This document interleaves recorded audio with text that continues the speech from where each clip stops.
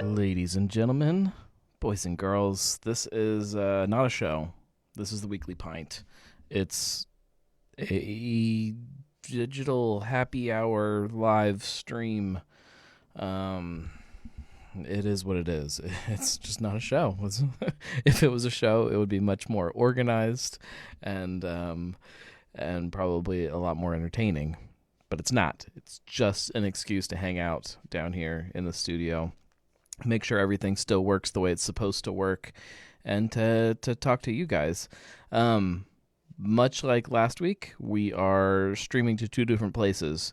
So if it gets confusing who I'm talking to when people are in the chat or whatnot, that's what's going on. I'm on Facebook over here and Instagram over here. So that's also why my head is bouncing around like an idiot the whole time. Tell me what you're drinking, because that is the entire point of all of this. It's to hang out and have a drink with somebody instead of being alone in your living room. Although it is football season now, so there is something to do on Mondays. Julia says she is drinking a Sam Adams Uber Juice Hazy IPA. Chris says this is his favorite part of Mondays. Well, thank you. I appreciate that. Yes, happy National Drink Beer Day. So everybody better have a beer. Although I won't get upset if you have a cocktail or something else. Maybe if you're drinking a seltzer. But I don't know.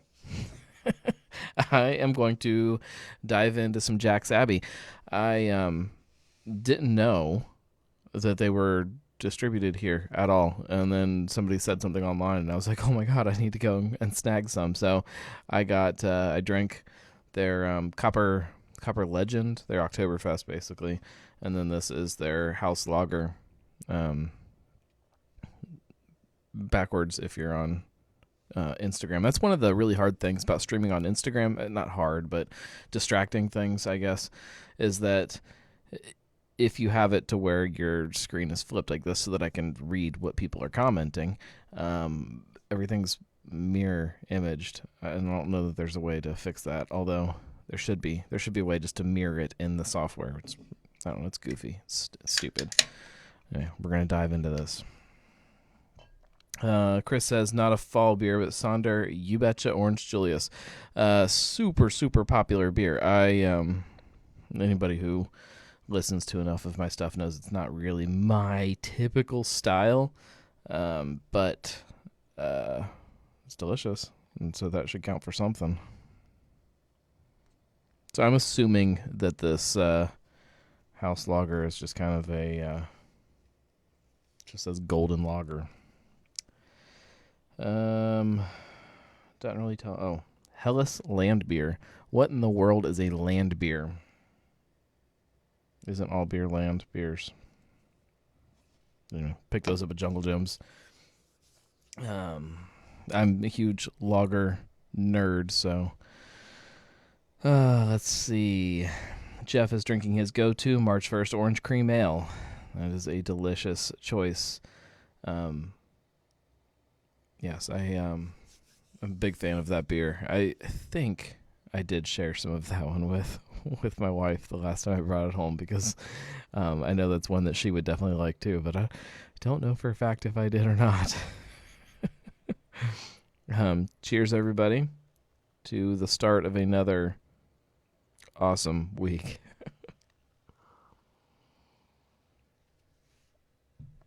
Oh yeah, that's good. So what was everybody up to this weekend? Tell me what you did, where you drank, what you drank, who you drank with. it was a perfect weekend to be out consuming beer. So hopefully everybody was. For some reason, I have no memory. That's my wife saying she has no memory of me sharing orange cream ale. It's possible that I just drank it all myself. There's some weeks that's just what has to happen. I usually try. I went through a large chunk of time where whenever I would bring into the house either a 6-pack or a 4-pack, any kind of pack of beer, not singles, but I would always split it. Well, not split it, but I would take one and put one of every single 6-pack in her beer fridge, and the rest would go down here in mine. That stopped when she wasn't drinking them quick enough, and her beer fridge started to get incredibly full of beer that needed to be drank. Jeff says he was cheering on the gnome in the fig leaf stein hoisting competition. I tell you what, my arms are still sore. I still call shenanigans on the stein hoisting competition, and the rules it should have been done by time so that we didn't have to go twice. Because as you remember, my round ended up going over 10 minutes, whereas some of the other people got away with, 4 and 5 minute rounds. So Chris says he has done an extensive Oktoberfest case study this year. He thinks Cincinnati's the best Oktoberfest town in the world. Maybe swing to the fest side with you. Yeah, it is. I mean, as far as this year, we're definitely the best in the world. I don't know that you can necessarily compete with Munich. Maybe not, though. I've never been to Munich's Oktoberfest, so I can't say who does it better, but I can only assume. I did, so obviously Germany canceled their Oktoberfest this year, and we kind of didn't, so we're taking the crown as the world's largest Oktoberfest for the first year, and I will gladly take that round. But yeah, not only do we have some incredible beer, I'll go out on a limb and say that although it may not have the history and the tradition behind it, because we have so many local breweries, and they're all making really great Oktoberfests, we've got better Oktoberfest beer than Munich does. And I know that is definitely arguable and could start plenty of an argument over a beer in a bar when that's a thing again. But just because of the sheer number of breweries compared to how many are in Munich, I think we win. I think we've got better Oktoberfest beer. So quote me on that one. Let's see. Chris Hoff was, I guess, at Kings Island. Warped Wing Creepshow Smoked Porter on Sunday. Yeah, that sounds good. It's just so fun this time of year that like you can be out, you can go somewhere like that, be out at Kings Island in the sun, outdoors, and be drinking a smoked porter, and it feel completely appropriate and not necessarily refreshing, but just kind of fits the situation. I've missed this time of year just because of that. I hate the cold, and it's depressing knowing that winter is on its way. But sorry, this camera angle's bothering me. Sorry, Instagram. But the fact that we are into some fun drinking seasonality, I guess, is exciting.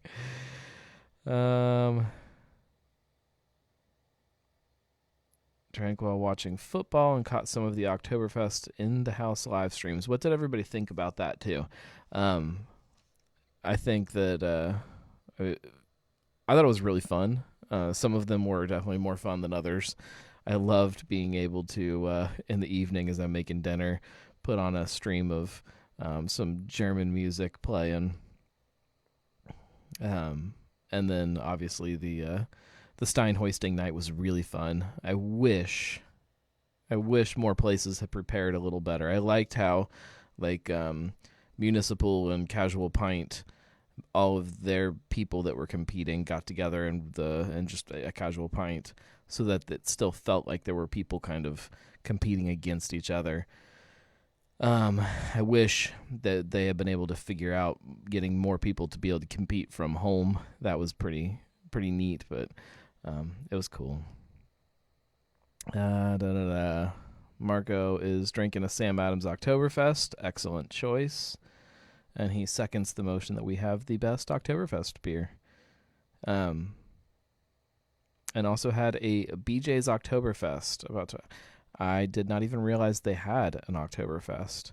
I have not been to BJ's in a long time, but I've always actually enjoyed it a lot.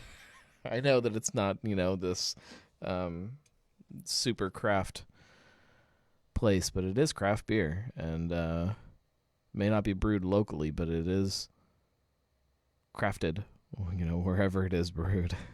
And they've got some good stuff. Julia says she liked it. Trying to coordinate live videos with so many places at once couldn't have been any small feat. I think what they had to work with was done pretty well. Hopefully this is the only year we have to deal with it. Yes. Although, I do think it opens and this kind of goes beyond just Oktoberfest, but this idea of people being able to stream things like this and everybody being a little more comfortable with it and the technology behind it and people understanding kind of how to do that on an easy level, which, the technology has been there for long enough that it's not surprising, but it opens the door for other events and other things in the future. And I think that there's some fun stuff that could be done with that if you wanted to. Not that I want all of our Oktoberfest stuff to be online, because it definitely loses a piece of something. But I love that they managed to somehow keep it going this year and have it still exist, because like I've mentioned before with all of this this COVID stuff, the irony is that the one time that you really are so desperate to just go and sit down and have a drink with somebody and be with other people and kind of commiserating over a pint of beer is the one time where you can't really do. I mean, not that you can't go out, but you really can't in the same way that you want to, and so it's a little ironic. Oh, excuse me, guys. Sorry. Certainly allows for more participation for people who don't want to deal with the mess of going down to Oktoberfest, but still want to participate in some way for sure. Many things can and should be at home or digitally inclusive. I also think I'm talking you could do something fun with Germany too. Cincinnati is a sister city to Munich, so this idea of Oktoberfests becoming a worldwide celebration instead of the way it's always been is interesting. On the flip side, I like the uber local kind of side of what Oktoberfest is about. If you take that on a Cincinnati kind of scale, instead of trying to compete with each other with all these Oktoberfests, because we're getting to the point where, in a normal year, every weekend has some kind of Oktoberfest celebration, and they're all awesome, and you want to go to all of them, but you can't. And so to be able to find ways to start combining some of that stuff, and maybe on, what I consider Oktoberfest weekend, the weekend of Oktoberfest Cincinnati, maybe using some of that technology to bring in other bars and tap rooms and breweries and stuff from around town, either for, hourly prosts or Steinhoisting. You can have finals that bring in, the champion from each tap room onto, there's a lot of stuff, or even leading up to it, different stuff. It could be fun to help kind of build it. New Orleans has had cam video on Bourbon Street year round for years. Yeah, like stuff like that too. Like that if you don't live in Cincinnati, but you've always heard about our Oktoberfest, like make it so that people can be at home or wherever. If you've got a bar or a brewery or something that's in a different state, why the hell not? Why can't you be part of our celebration and part of what this whole thing is, and let everybody celebrate together? It's, it's kind of, that is a huge part of what Oktoberfest is about, is that that community side of the festival of the people. I think it's fun. I had a blast with it this year. I think my children think I'm a little stranger now than they did before, as I danced around the house all week long singing Ein Prosit and wearing my hat and my suspenders, and it was fun. I enjoyed it a lot. I am definitely glad that I got out to at least one Oktoberfest celebration at Fig Leaf. Just because, like I said, it is just, my favorite season of drinking, in addition to my favorite style, or one of my favorite styles. I love it so much, and it was really sad to think that, we would miss out on that at all this year, and so I'm glad we got something. That being said, it's we've rolled through. We're almost done with September, and I'm ready to get really heavy with some pumpkin beers for a few weeks. Although my supply is actually dwindled down. I think I might have like one or two of the Taft's Frisch's collaboration left in there, so I might need to restock the next time I'm at the store. I should have done that this week, but I filled up on a bunch of lagers, a bunch of West Side's Helles was on the shelf, so I grabbed that. Grabbed some more Wiedemann Oktoberfest. And got a bunch of singles, this Jack's Abbey stuff, some of that stuff.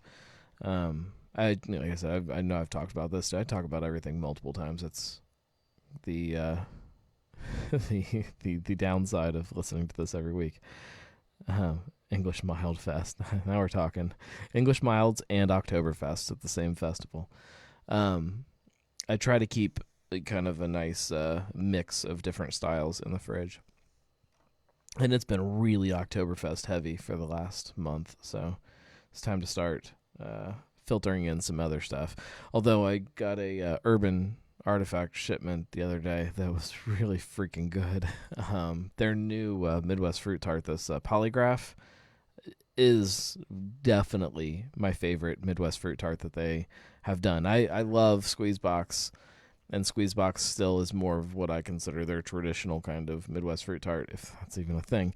But if anybody tried Autocycle when they released it earlier this year, it was like one of those, the premium, I guess, Midwest Fruit Tarts, a little more expensive.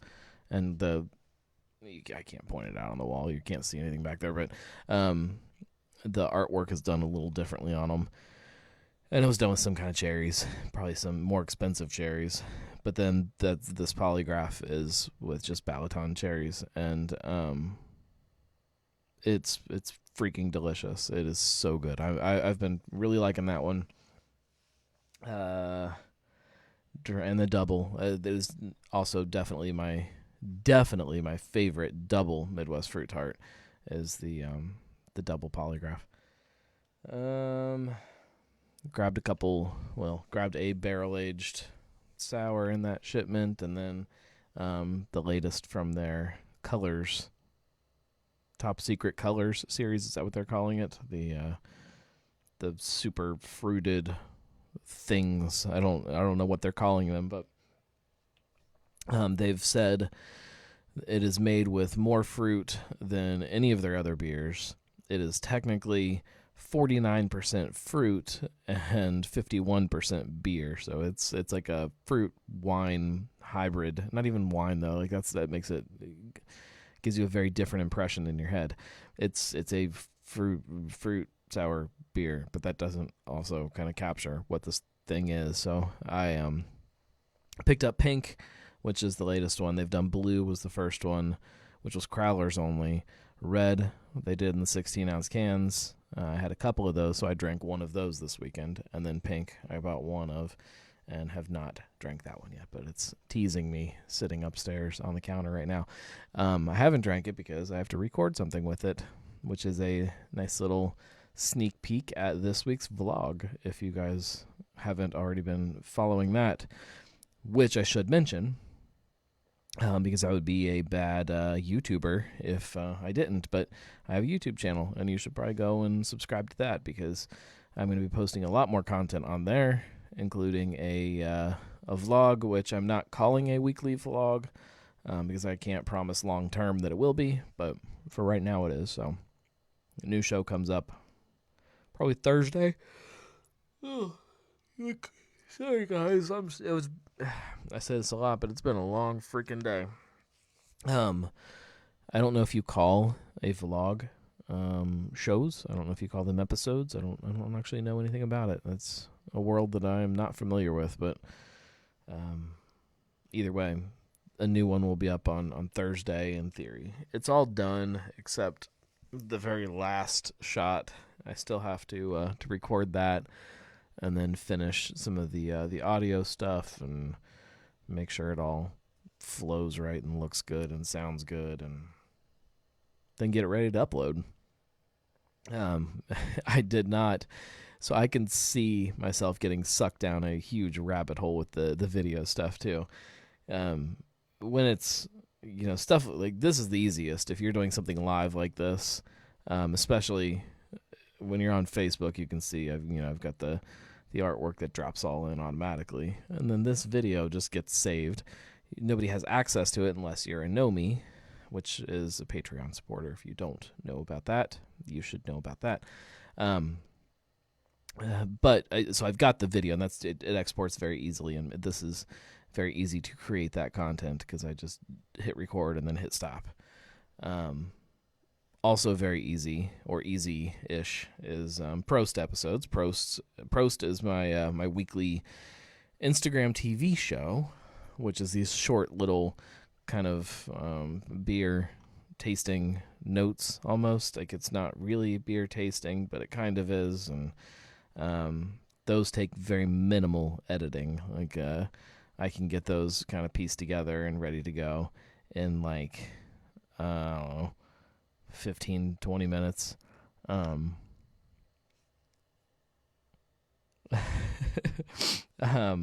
Julia says, speaking of shows, she has a complaint about this week's Brewcast.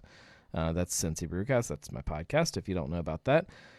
She said after she got done listening, she was all ready to swing by Higher Gravity, and they're closed on Mondays. I'm not allowed to post shows for places on days that they aren't open. Also, in both show notes and on the site, I have Street Sides beer as Put It. It's Puckett. I know. Was that a show note Easter egg? No, that would be an autocorrect Easter egg. I will get that fixed. Although we'll call it a show note Easter egg. I know I said I was going to put, I think, the address in the show notes, and I didn't do that. I had to go back and add the link for the direct link to buy the beer event calendars on there. I'm so bad about all this stuff. It's ridiculous that I decided to launch this whole YouTube channel in the middle of all of this because I can barely keep all of the content that I'm already creating straight. My poor wife has an alarm on her phone now to remind me to post Prost every week. I've got this week's Prost ready to go. It's all exported. It's all ready to go. Like the podcasts are nice and easy because you can schedule them out. You can get it all ready to go, and then the blog, you can go in and upload everything and have it all there, but then just have it set to actually post at a certain time. And that's what I do every Monday at, Monday morning at midnight. It posts automatically. Whereas through Instagram, you can't do that, or if you can, I haven't dug in to figure out an easy way to do it. You have to manually sit there on your phone also, because you can't really easily do it on you can't easily do it on a computer that I've seen. So you have to sit there on your phone, and you have to actually manually upload it that way, and it's, at when it's in the middle of dinner time and all of that on a Thursday, it's really easy to forget. So there's that. Brian McGinnis from Craneworks says to GTFO, I believe that is get the freak out with the fest side. Mayert sin till I die. I go back and forth. I definitely, like, during the day, prefer a fest beer, and then as the evening kind of kicks in, definitely prefer a Marzen. But I like them both. I like this thing that's happening now with this kind of blend that some places are doing. But yes, if I have to pick one, I'm definitely picking a Märzen, I think. Although you wouldn't know that because Listermann won this year's Oktoberfest Quest, and that is definitely a fest beer. So I don't even know what I prefer. I do know that this Jack's Abbey lager is delicious. I am really excited that we now live in a city that is cranking out lagers on a regular basis. Well, we don't have a place that's doing things, well, I don't even know if I can say that anymore, to the level of a place like Jack's Abbey, but we might now. I mean, I know that Rebel Metal is definitely, as of right now, pretty heavy on the next year, all blind tasting. Maybe. That may be maybe more difficult than than it needs to be. I think that the brackets almost need to be seated a little bit. Like you have to you got to put the Märzens up against the Märzens, and you got to put the fest beers against the fest beers, and keep it that way, and then let them battle it out towards the end. But or maybe you don't. I don't know. I think it's the last year when we did it, it seemed very unfair the way that it kind of broke down. But I also think it would be fun just to literally, and assuming next year will look different as far as the ability to hang out with more people in a place, but just to literally pour every single one of them, have them all lined up, blind, and just sit there and just keep drinking them all and keep ranking them as you're drinking them until you have literally a line of your favorite and your least favorite, and then figure out where they all rank. But I remember when we wanted to do only lagers, hard to keep up with demand when brewing 6-week beers. Yes, I definitely understand that.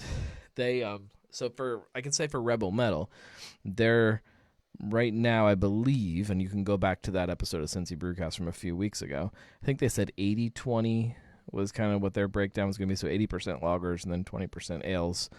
And right now, out of like their, I don't know, 8 beers maybe that they have on tap, they, I think they have 1 ale and everything else is lagers. Seeing if I can look here, but it's probably more effort than it needs to be. Marco says, last year I'm glad my beer was your favorite, but you changed your mind because of ABV. I did love that beer. And that's also part of that thing that makes it so difficult, because the beer definitely stood out as a as a front runner for me, but then it stands out, which to me kind of doesn't always mean that it can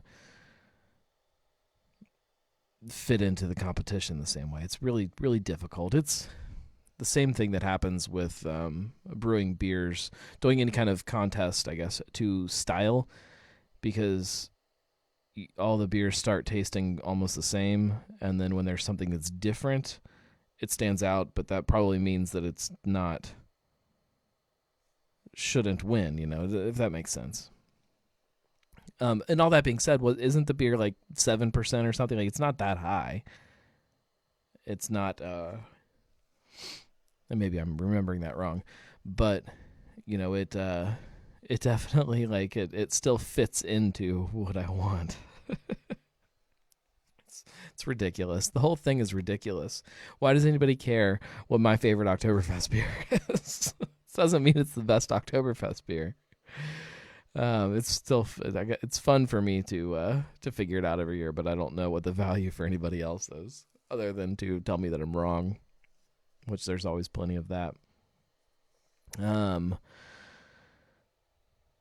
was over 7. It wasn't over 7 to the level of being like 8, though. It was somewhere in that 7-ish range, which is not horrible. Well, thank you. Sean says he cares. As far as shifting gears into new seasons, this Friday, I think it's this Friday, Darkness is releasing their pumpkin beer, which it was fun this year. Yeah, I'm always wrong, Jeff. Their black pumpkin ale, Blumpkin. It's always fun watching people on social media have a little field day with that one. It's a great beer, though. They've been brewing it every single year, and I respect a brewery that makes a pumpkin beer every single year that they're open, even when nobody else was. There was a couple years there where it was slim pickings to find a pumpkin beer in this city. Slim pickings to find a pumpkin beer anybody because of the great pumpkin crash of 2017, as I call it. I think I would like next year to do a big pumpkin quest in the same way that I do Oktoberfest quest, but we'll see. Depends what in the world is happening with my kids at that point, because tonight was fun. Sarcasm. The boy insisted on having somebody constantly, like, right in his face talking to him. And if you weren't doing that, he was screaming his head off until you came back over and just got right in his face. So that was all night long, on top of, trying to, my wife trying to wrap up her work day. My 3-year-old just desperate for someone to give her attention and play with her. It's, life. It's, you spend a lot of time, well, you know that you need to, like, suck every minute out of these days and these years when your kids are a certain age, but I definitely find myself kind of counting down the hours until they fall asleep, which makes me feel terrible some days, but I'm sure any of you guys who are parents can understand the struggle. Sean says, you mean when Pumpkin did 200 times production and flooded the floors and it didn't sell? Yeah, that would be the year. There was a lot of Pumpkin. There was a lot of Dogfish Pumpkin. Yeah, it was nuts. Although the plus side to that was getting really cheap pumpkin beer for like the next 6 months after that. I'm guessing Utter 767, is that Matt Utter? I'm guessing, over on Instagram.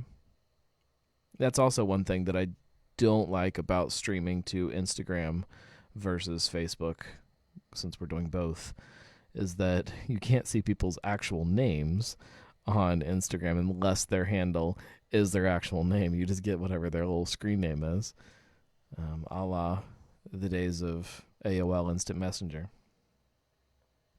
I miss AOL Instant Messenger. We should bring it back. Does it still exist? Like, can you get on and like download AOL Instant Messenger anymore? Like, I feel like it would actually do well if they still had it. Let's look. Except so if anybody has one of the original iPad Pros, I hope I'm not the only one that's had tons of problems with the smart keyboard. I'm about to sell it and get myself a new iPad. Well, not a new iPad. AOL Instant Messenger. From 2018, it says AOL's Instant Messenger is back, called Phoenix.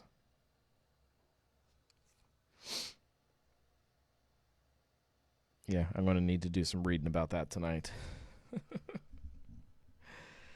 Let's see. Sean says, does AOL even exist? I mean, they got bought by somebody a few years back, but I mean, it exists, right? To some extent. Let's see. AmericaOnline.com.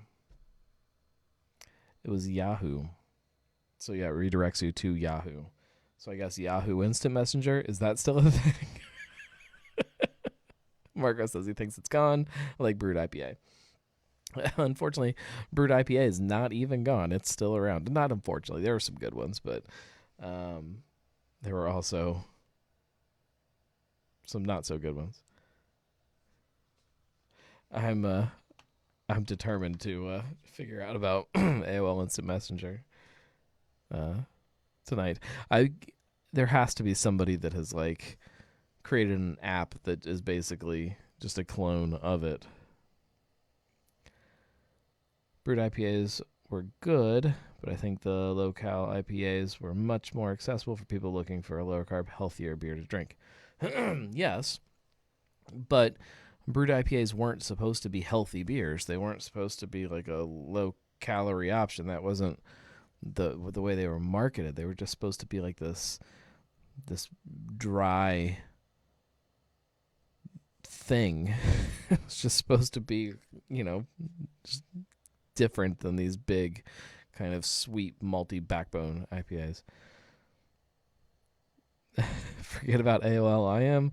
What about ICQ for your chat needs? Oh man, I was definitely an AOL user much more than ICQ. I remember ICQ and I had them both, but AOL Instant Messenger just brings back so many memories for me. It was just right in that sweet spot of where I was in my life, and just in the summertime you're just literally sitting with the computer in front of you all day long just talking to people, 15 different chat windows up and stuff. Good point. I noticed them mostly for the lower carboness. Still pick them up when I see them. I love the one I made and couldn't sell it in distro to anyone. I really loved it. There were not really any of them that I could say that I loved. I mean, I enjoyed quite a few of them, including Cellar Dwellers. And well, no, I won't say that one because that one was terrible. There's another one that I was about to mention, but yeah, I like the idea of brewed IPA, and I like people trying to constantly innovate and kind of create new styles and do new things with styles, which is also kind of what I talk about a little bit on this week's vlog. So again, stay tuned for that. Subscribe, do all that stuff. Go on to YouTube and look for The Gnarly Gnome, and you'll see my little gnome guy. And you can subscribe to that, and it'll let you know whenever I post something new on there. And I'm going to post a bunch of stuff on there. Yeah, we'll wrap it up here, guys. I have to go see what damage has been done upstairs. Try to rebuild the living room to prep for tomorrow to do it again. Marco says he tapped his seltzer last Thursday. Yes, I saw that. It is now on the list of Cincinnati seltzers. If anybody is a seltzer fan and you want to know all of the latest happenings in seltzer in this city, just go to thegnarlygnome.com/seltzer. I keep everything on there, including a rundown of everybody who produces their own. What seltzers did you have this weekend? I wanted to say none, and I almost said none, but I don't think that's true. I don't remember what day it was, but I definitely drank one of Saunders' raspberry sequel. It was in the fridge. I didn't want to go downstairs to get a beer, and it was there, so I drank it. So I can't even say I didn't have any. But that was the only one. However, when we were at Fig Leaf, my wife definitely drank her some seltzer because she hadn't tried the Bomb Pop or the red cream soda seltzer. What flavors, Marco? There were 5 of them, I believe, if I remember right. Including watermelon? That's right.